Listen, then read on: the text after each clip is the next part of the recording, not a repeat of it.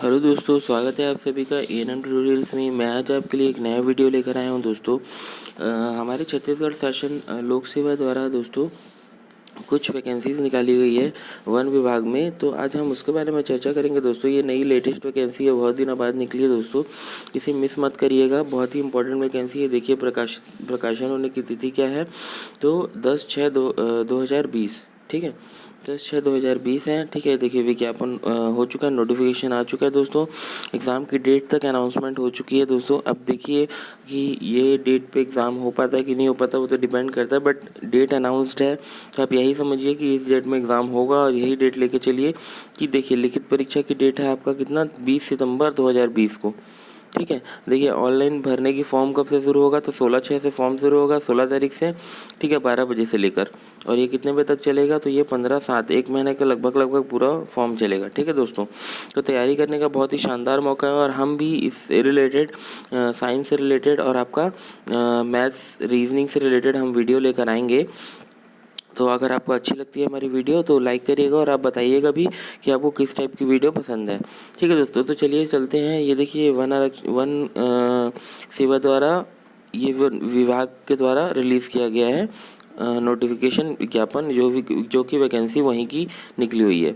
तो दोस्तों आगे बढ़ते हैं और देखते हैं कि आगे क्या है, ठीक है, इसकी क्या क्या टर्म्स एंड कंडीशन है और क्या क्या इसमें हमको आवश्यक डॉक्यूमेंट लगेंगे। तो सबसे पहले देख लेते हैं कि सीट्स कितनी है।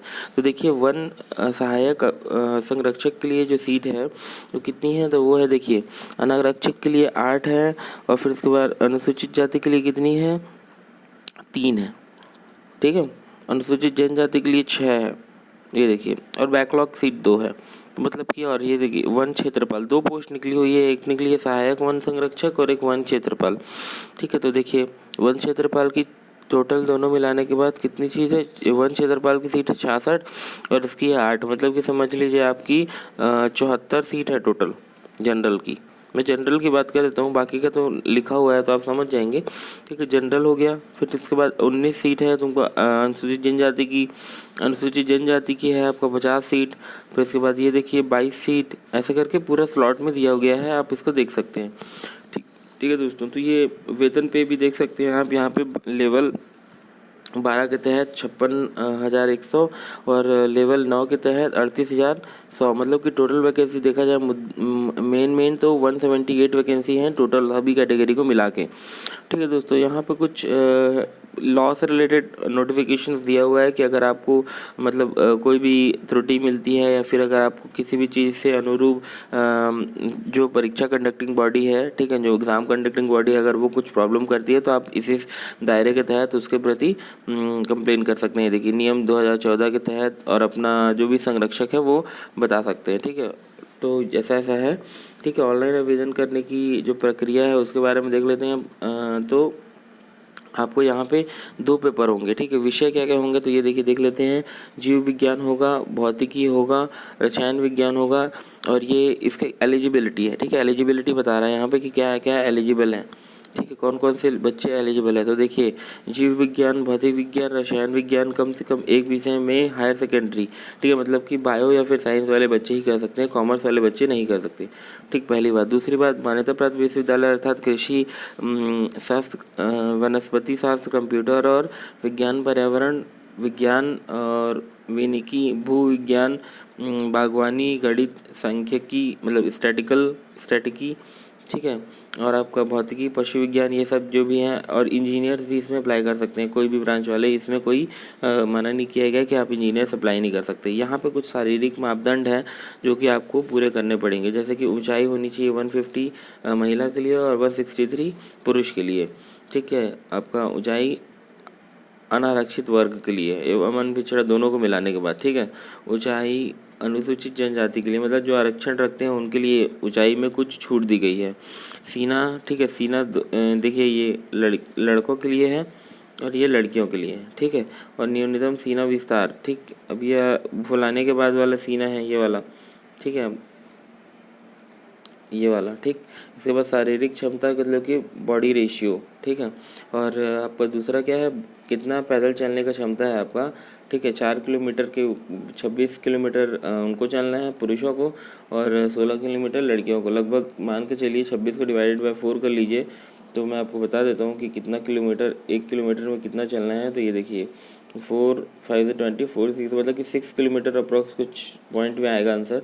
तो 6 किलोमीटर, एक किलोमीटर में 1 आवर में 6 किलोमीटर चलना है लगभग, ठीक है। 2 वर्षीय परिवीक्षा पर की जाएगी, ठीक है। आगे चलते हैं, तो आगे देखते हैं अभ्यर्थी के पास अनुरूप क्या क्या होना चाहिए। तो देखिए जन्म प्रमाण पत्र होना चाहिए, और आयु का वर्णन किया है तो क्या है 21 वर्ष से 30 वर्ष के बीच में होनी चाहिए, ठीक है। उससे अधिक नहीं होनी चाहिए। जिसका आरक्षण है वो बात अलग है, बाकी जो जनरल में आते हैं उनकी आयु 30 वर्ष तक ही होनी चाहिए, ठीक है। इसके आगे देखते हैं, तो इसके आगे यदि अभ्यर्थी छत्तीसगढ़ शासन द्वारा ये सब तो जो क्या बोलते हैं आपका आरक्षण से संबंधित बातें हैं, तो आप इसे देख सकते हैं, ठीक है दोस्तों। अब यहाँ पे देख लेते हैं, आगे देख लेते हैं क्या दिया हुआ है। साक्षात्कार के पूर्व इसमें इंटरव्यू भी होगा। प्रस्तुत किया जाने वाला डॉक्यूमेंट्स क्या क्या है, तो आपको देखिए आयु संबंधी हायर सेकेंडरी की वो लगेगी, विज्ञापन पद के लिए समस्त सेमेस्टर वर्ष की अंक सूची लगेगी, पद के लिए आवश्यक शैक्षणिक प्रमाण पत्र यथा यही सब पंजीकरण अनुभव आदि जो संबंधित पद के लिए आवश्यक है, स्वयं प्रमाणित एवं किसी राज्य पात्रित अधिकारी द्वारा प्रमाणित किया गया। ये सब मतलब कि सेल्फ अटेस्टेड डॉक्यूमेंट्स, जाति प्रमाण पत्र लगे अगर आप जाति से आरक्षण रखते हैं तो, ठीक है। फिर आपका क्या लगेगा, तो अनुसूचित जनजाति का प्रमाण पत्र, महिला वाला प्रमाण पत्र लगेगा, ठीक है। और बाकी जो डॉक्यूमेंटेशन लगेंगे इसमें, ठीक है। इसके बाद आगे चलते हैं, क्योंकि देखिए वीडियो को ज़्यादा लंबा बढ़ाने से कोई मतलब नहीं है। जो काम की चीज़ें हैं वही बताने से मतलब है आपको, बाकी कोई मतलब नहीं है, ठीक है। आप सिलेबस की बात कर लेते हैं कुछ। देखिए परीक्षा परिशिष्ट 1 परीक्षा योजना, ये कोई ये देखिए यहाँ पे दिया हुआ है, छत्तीसगढ़ वन सेवा संयुक्त परीक्षा प्रथम चरण लिखित परीक्षा होगी, जिसके माध्यम से छत्तीसगढ़ वन सेवा द्वितीय परीक्षा होगी, मतलब पहले के माध्यम से द्वितीय परीक्षा होगी। और यहाँ पे एक और आरक्षण, एक और क्राइटेरिया है कि आपको हर विषय में 33% लाना आवश्यक है, ठीक है। जितने भी विषय होंगे यहाँ पे परीक्षा के लिए, मतलब कि जितने भी विषयों का पेपर होगा उसमें आपको 33% लाना, मतलब कि 100 में 33 नंबर लाना बहुत ही ज़रूरी है, ठीक। जो द्वितीय परीक्षा होगी साक्षात्कार में प्राप्त अंकों का आधार पर मेरिट लिस्ट तैयार होगी एवं सेवाओं के लिए चयनित होंगे, ठीक है। कौन सी सेवा के लिए आप दोनों में से कौन सी पोस्ट के लिए चयनित हैं वो बताया जाएगा आपकी दोनों परीक्षा के लिए। प्रथम परीक्षा लिखित में विशिष्ट रूप से 2 प्रश्न पत्र होंगे और एक ही दिन पेपर होंगे दोनों के, ठीक है। पहला देखो, पहले प्रश्न पत्र में क्या आएगा, तो ये देखिए ये रीजनिंग आएगा, ठीक है। तर्क शक्ति से रिलेटेड चीज़ें आएंगी, ठीक है। और हिंदी आएगा, इंग्लिश आएगा, छत्तीसगढ़ी आएगा, सामान्य ज्ञान आएगा, ठीक है। और आपका विज्ञान प्रौद्योगिकी, तो ये देखिए 150 प्रश्न आएंगे, ठीक है। और ये 2.5 घंटे का लगभग का रहेगा पेपर, ठीक है। 2.5 घंटे का रहेगा, और कितने मार्क्स रहेंगे, 300 मार्क्स का पेपर रहेगा। मैंने जो स्टार्टिंग में बताया था 100 मार्क्स का, वो मतलब कि आपको क्या दिया था, वो हमको ये बताया था कि एग्जाम्पल के तौर पर अगर 100 नंबर में देखा जाए तो 33 नंबर होते हैं, ठीक है। 100 नंबर में देखा जाए तो 33 नंबर अप्रॉक्स लाने होते हैं 33% के लिए, ठीक है। तो अब देख लेते हैं आगे। तो ये हो जाएगा सेकंड। अब ये फर्स्ट पेपर की बात होगी। सेकंड पेपर क्या होगा, विज्ञान प्रौद्योगिकी पर्यावरण कृषि ये सबसे रिलेटेड जो भी चीज़ें होंगी वो सेकंड पेपर में होंगी, ठीक है दोस्तों।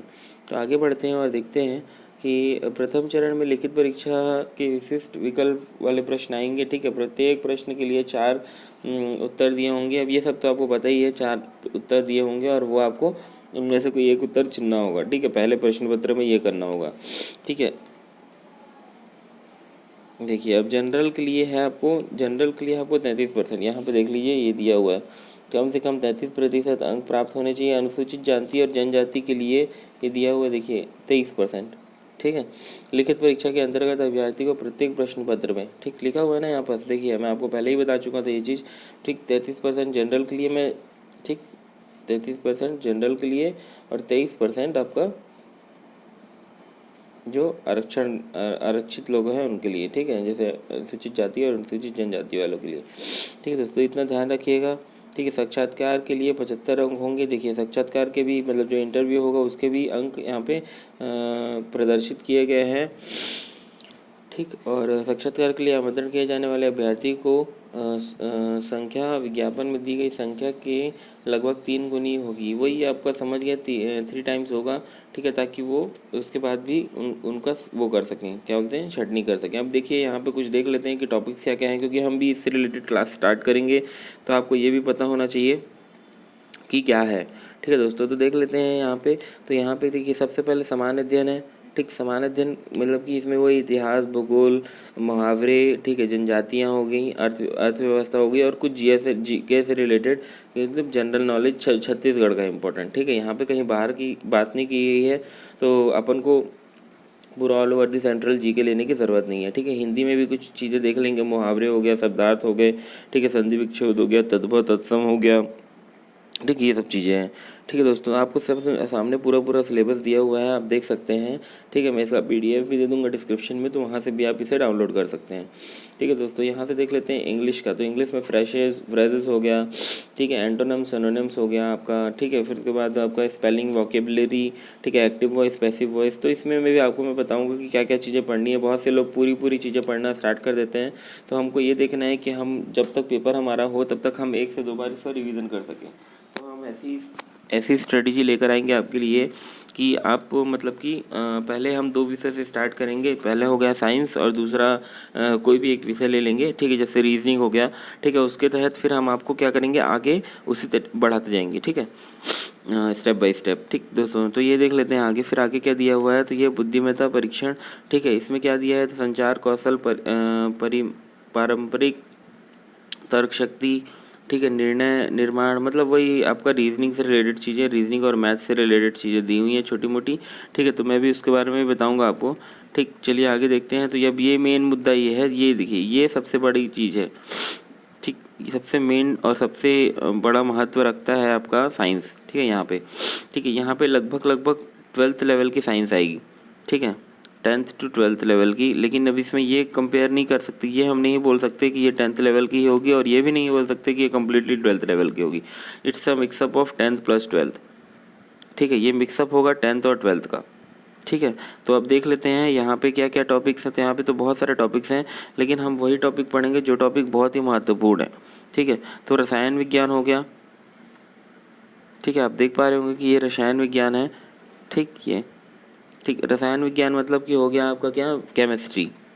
ठीक है, केमिस्ट्री हो गया, जो इंग्लिश वाले बच्चे हैं। ठीक, केमिस्ट्री हो गया। अब यहाँ पे देख लेते हैं तो क्या है, तो यहाँ पे फिजिक्स है। फिजिक्स में क्या है, एनर्जी है, आपका लाइट है, ठीक, इलेक्ट्रिसिटी है तो पूरे 10th के टॉपिक। ठीक है, पूरे 10th के टॉपिक है, लेकिन कोई इसका एक्सपेंशन हो सकता है। ठीक है, ये 12th लेवल तक ही जाएगा ही जाएगा। क्योंकि देखिए यहाँ पे बायो में जो देखिए, बायो में बहुत सारी चीज़ें जो है वो 12th से भी पूछी गई, 12th और 10th से भी। देखिए परिवहन हो गया, उत्सर्जन हो गया, है तो ये 10th के टॉपिक। ठीक है, लेकिन क्या होता है, आपको याद होगा कि प्रयोगशाला का पेपर हुआ था कुछ दिन पहले, छत्तीसगढ़ प्रयोगशाला। ठीक है, प्रयोगशाला में बोला गया था कि स्ट्रिक्टली सिलेबस आपको 10th तक ही फॉलो किया जाएगा। लेकिन जब वहाँ जाके देखे बच्चे तो क्या हुआ, सिलेबस से कुछ क्वेश्चन हट के थे, तो इसलिए आपको 12th तक की सिलेबस की NCERT आपको पढ़नी ही पड़ेगी। ठीक है, मैं आपको बहुत सारी चीज़ें बताऊंगा कि किस तरीके से पढ़ना है, क्या पढ़ना है, लेकिन आप देखिएगा। ठीक है दोस्तों, तो चलिए देखते हैं अब ये प्रौद्योगिकी क्या हो गया। तो साइंस एंड टेक का एक टॉपिक आता है, जिसमें कि आपका मिसाइल कब छुड़ी, IIT कितने हैं। ठीक है, फिर उसके बाद IITों में क्या क्या शोध हो रहे हैं और किस टाइप की साइंटिफिकली अप्रोच चल रही है हमारे भारत में। तो इस तरीके की चीज़ें जो होती है वो प्रौद्योगिकी में आती हैं, साइंस से रिलेटेड। ठीक है, ये साइंस से रिलेटेड चीज़ें। ठीक है दोस्तों, तो चलिए आगे देखते हैं। तो आगे क्या दिया हुआ है, तो आगे ये दिया हुआ है कि कृषि विज्ञान से रिलेटेड। तो कृषि का थोड़ा टॉपिक एडिशनल है, तो इसे थोड़ा अच्छे से देखना पड़ेगा। ठीक है, कृषि का टॉपिक, तो कृषि से रिलेटेड कुछ चीज़ें यहाँ पे आपको देखने को मिल जाएंगी। ठीक है दोस्तों, तो अब आगे देख लेते हैं। यहाँ पे इंग्लिश दिया हुआ है, इंग्लिश और छत्तीसगढ़ी लैंग्वेज से भी रिलेटेड क्वेश्चन आने वाले हैं। तो इंग्लिश और छत्तीसगढ़ी से रिलेटेड भी क्वेश्चन पूछे जाएंगे।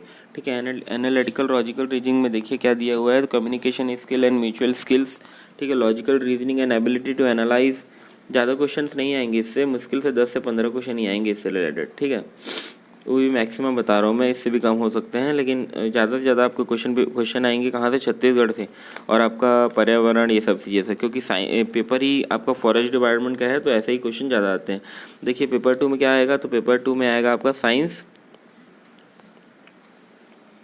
ठीक है। देखिए क्या आएगा, science and technology, environment, agriculture, ये सब से रिलेटेड चीज़ें आएंगी। तो यहाँ पे क्या, ये वही है पेपर जो मैंने आपको भी हिंदी में बताया, वही चीज़ें इंग्लिश में, ठीक है। यहाँ पे देखिए रेड ये सब दिया हुआ है इंग्लिश में भी, ठीक है। जनरल स्टडी, फिजिक्स देख पा रहे होंगे आप, इन्वायरमेंट, ठीक, बायोलॉजी, एग्रीकल्चर, ठीक है, टेक्नोलॉजी, ठीक, फॉरेस्ट्री, यही सब है, ठीक है दोस्तों। ये देखिए अब ऑनलाइन भरने के नियम्स एंड शर्तें दी हुई हैं। तो आप सबसे पहले चले जाएंगे cgpsc.nic.in में, ठीक है, और वहाँ पे जाके आप लॉगिन कर लेंगे। मैं आपको फॉर्म भरने की प्रक्रिया भी बता दूंगा, तो मैं आपको आज शाम तक मैं फॉर्म भरने की प्रक्रिया बता दूंगा। लेकिन ये बात है कि अभी फॉर्म भरना स्टार्ट नहीं हुआ है, ठीक है। मैंने आपको पहले भी बताया कि फॉर्म भरना अभी स्टार्ट नहीं हुआ है। जैसे ही फॉर्म भराना स्टार्ट होता है तो मैं फर्स्ट डे ही आपको फॉर्म भरने की प्रक्रिया बता